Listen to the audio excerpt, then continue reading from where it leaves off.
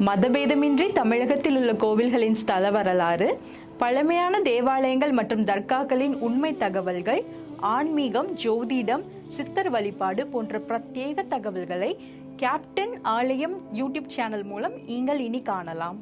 உங்களின் ஆன்மீக வணிகத்தை கேப்டன் ஆலயம் யூடியூப் சேனலில் விளம்பரத்தின் மூலம் மேம்படுத்த விருப்பமா? கீழே கொடுக்கப்பட்டுள்ள எண்ணிற்கு உடனே தொடர்பு கொள்ளுங்கள். கற்பலகை வடிவில் காட்சி தரும் ஸ்ரீ லலிதா செல்வாம்பிகை. விழுப்புரம் மாவட்டம் செஞ்சிக்கு அருகில் செல்லப்பிராட்டி என்கின்ற கிராமத்தில் அமைந்துள்ளது சிறப்புகள் மிகுந்த அருள்மிகு லலிதா செல்வாம்பிகை திருக்கோவில். இங்கே சக்தி வாய்ந்த பிஜசுரங்கள் பொறிக்கப்பட்ட செல்வக வடிவ கற்பலகையே மூலவர் அம்பாளாக வணங்கப்படுகிறது. வேறெங்கும் காண்பதற்கு அரிய அபூர்வ அம்சமாகும்.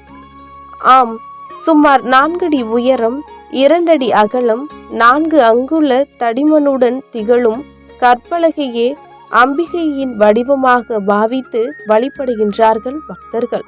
ஆயிரக்கணக்கான ஆண்டுகளுக்கு முன்பிருந்தே இந்த வடிவிலேயே அம்மனை வழிபட்டு வருகின்றார்கள் என்கின்றார்கள் உள்ளூர் பக்தர்கள். மூலவராக விளங்கும் இந்த கற்பலகையின் சிறப்பு கொஞ்சம் நஞ்சமல்ல. 3 சக்திகளின் சொரூபம், தேவியின் அம்சங்கள் அனைத்தும் இதில் ஐக்கியமாகி உள்ளன. இந்த கற்பலகையின் 12 சதுர கட்டங்கள் அமைந்துள்ளன.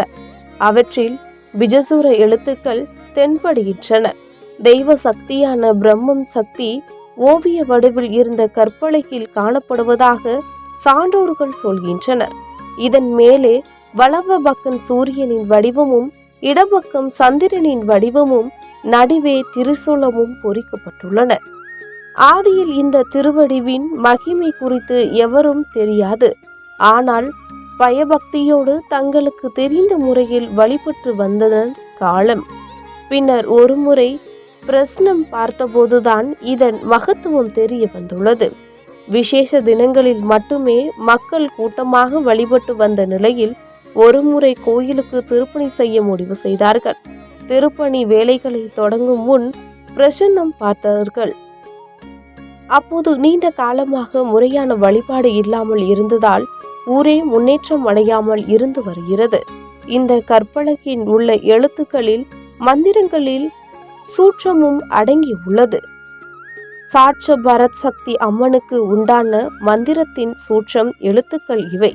பல ஆயிரக்கணக்கான ஆண்டுகளுக்கு முன் நல்ல குணங்கள் கொண்ட சந்நியாசி ஒருவர் விஷசுர எழுத்துக்களை இந்த கற்பலகையில் எழுதி அதை பராசக்தி அம்மனாகவே பாவித்து வணங்கி வந்துள்ளார்.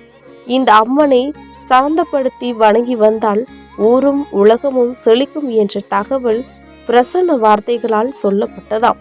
பிரசித்தி பெற்ற இந்த கற்பலகையை பிரதிஷ்டை செய்தவர்கள் ரிஷியன் சிங்கர் என்னும் மகரிஷி என்கின்றார்கள். ராமபிரனும் அவதாரங்களுக்கு காரணமான புத்திர கமோஸ்ரீ யாகத்தை தசரத சக்கரவர்த்திக்காக செய்து கொடுத்தவர் இந்த ரிஷி சிங்கர். இவரது காலம் சுமார் 18,000 ஆண்டுகளுக்கு முன் என்று தகவல் சொல்கிறது. ஆக இந்த கற்பலகையின் வயதும் இதுவாகத்தான் இருக்கும் என்கின்றார்கள் ஆலய அன்பர்கள்.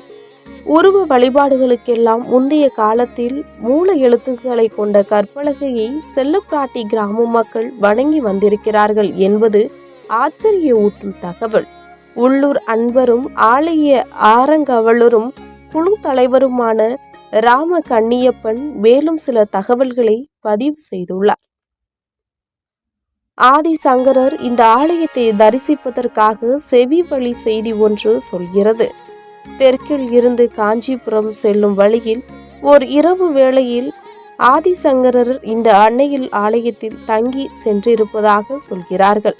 அப்போது அன்னை பராசக்தி அவருக்கு இங்கே காட்சி கொடுத்துள்ளார். 15ஆம் நூற்றாண்டில் இறுதியில் படை வீட்டை தலைநகர கொண்டு ஆட்சி செய்ய விஜயநகர பேரரசு மன்னர் அவர்களின் ஒருவர் மூலவியாதி நோயால் கடும் அவதிப்பட்டு வந்தனர். பல வைத்தியர்கள் சிகிச்சை செய்ததும் கூட அவரது அவஸ்தை தீரவில்லை.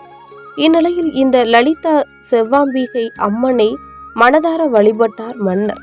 அடுத்த சில நாட்களிலேயே அவரின் நோய் பூரணமாக குணமானது என்று ஆய்வாளர் ஒருவர் கருதி தெரிவித்தார். இப்படி பூரணம் வரலாறு என்பது அனைத்துமே இந்த ஆலயத்தின் மகிமையை சிலத்து செல்கின்றன என்றார் கண்ணியப்பன். அம்பிகையின் ஆலயம் எளிமையும் அழகும் இணைந்த வேலைப்பாடுகளுடன் திகழ்கிறது.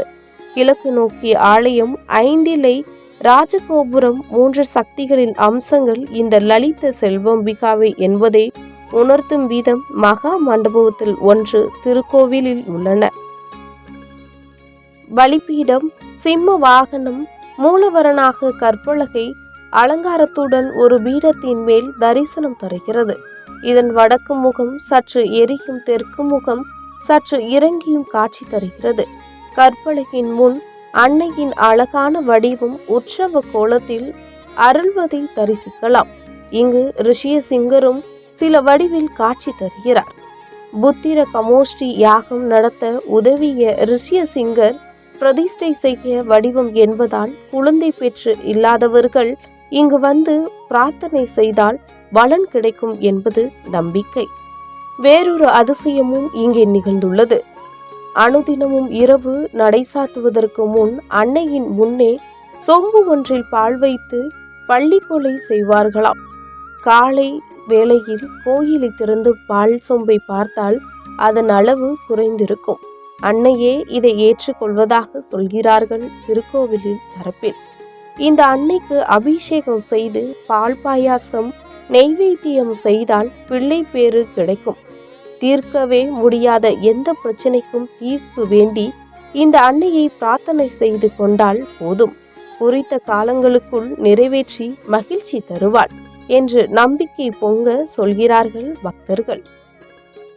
அடுத்த முறை திருவண்ணாமலை செல்லும் அன்பர்கள் அவசியம் இந்த கோயிலுக்கு சென்று வாருங்கள்.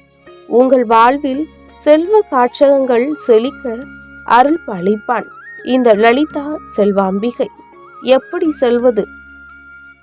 திண்டிவனத்தில் இருந்து திருவண்ணாமலையில் இருந்தும் செஞ்சியை அடைவது எளிது.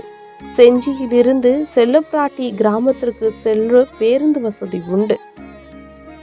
மதபேதமின்றி தமிழகத்தில் உள்ள கோவில்களின் ஸ்தல வரலாறு, பழமையான தேவாலயங்கள் மற்றும் தர்காக்களின் உண்மை தகவல்கள், ஆன்மீகம், ஜோதிடம், சித்தர் வழிபாடு போன்ற பிரத்யேக தகவல்களை கேப்டன் ஆலயம் யூடியூப் சேனல் மூலம் நீங்கள் இனி காணலாம். உங்களின் ஆன்மீக வணிகத்தை கேப்டன் ஆலயம் யூடியூப் சேனலில் விளம்பரத்தின் மூலம் மேம்படுத்த விருப்பமா? கீழே கொடுக்கப்பட்டுள்ள எண்ணிற்கு உடனே தொடர்பு கொள்ளுங்கள்.